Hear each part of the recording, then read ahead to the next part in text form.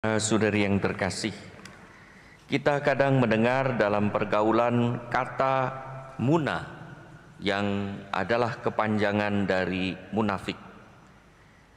Orang munafik berbicara dengan meyakinkan sesuatu yang tidak diyakininya sendiri hingga tidak dilakukan. Berbicara kobar-kobar tetapi tidak meyakini apa yang dikatakannya dengan penuh semangat.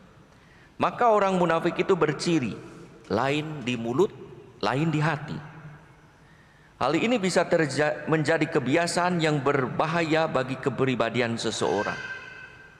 Yesus berkali-kali menegur orang Farisi dan ahli Taurat sebagai kelompok munafik yang ajarannya bagus, tetapi perbuatannya tidak sama dengan apa yang diajarkan.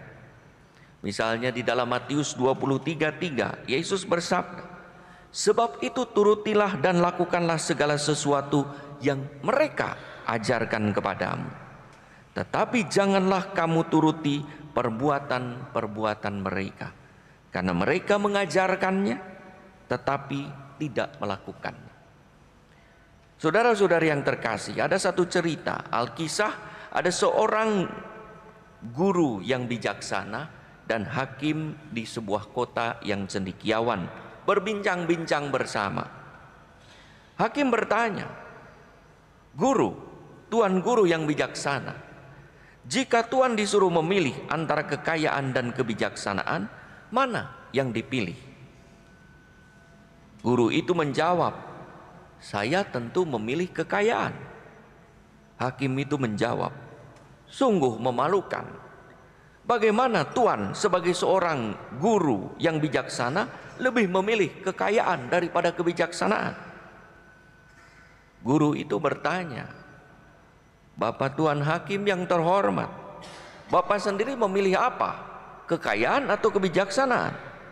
Hakim itu menjawab, "Tentu saya memilih kekayaan, kebijaksanaan yang membuat kita menjadi terhormat." Jawab guru itu, "Sangat jelas bagi saya sekarang bahwa Bapak Tuan Hakim bukanlah orang bijaksana." Ia heran, terkejut, padahal ia memilih kebijaksanaan. Guru itu melanjutkan, "Biasanya orang memilih apa yang tidak dimilikinya. Saya memilih kekayaan karena saya tidak memiliki kekayaan. Saya sudah memiliki kebijaksanaan. Sedangkan saudara memilih kebijaksanaan karena saudara mengaku bijaksana padahal tidak memiliki kebijaksanaan." Saudara-saudari yang terkasih, dalam Injil hari ini, saat melihat Natanael yang diajak oleh Filipus datang untuk bertemu Yesus, Yesus berkata, "Lihatlah, inilah seorang Israel sejati, tidak ada kepalsuan di dalamnya." Natanael dipuji sebagai orang yang tidak mempunyai kepalsuan. Ia hidup asli apa adanya, tidak ada basa-basi, tulus tanpa akal bulus, lurus tanpa tedeng aling-aling. Maka ketika diberitahu, apakah ada sesuatu yang baik dari Nazaret, ia tulus bertanya. Waktu diberitahu Yesus, dia datang ingin melihat siapa Yesus. Dalam dari Natanael ada keserasihan antara identitas dan aktivitasnya. Natanael berarti juga adalah hadiah dari Allah, Deodatus, sesuatu yang diberikan oleh Allah. Natanael mempunyai disposisi batin mencari Mesias sang penyelamat. Maka digambarkan sebagai orang yang duduk di bawah pohon ara. Jadi Yesus melihat Natanael duduk di bawah pohon ara, bukan sekedar duduk. Dalam tradisi Yahudi, duduk dia bersemedi di bawah pohon ara, mencari dan menantikan Mesias. Bayangkan kalau orang di sini, orang bersemedi di bawah pohon beringin, gitu. Sana di bawah pohon ara mencari.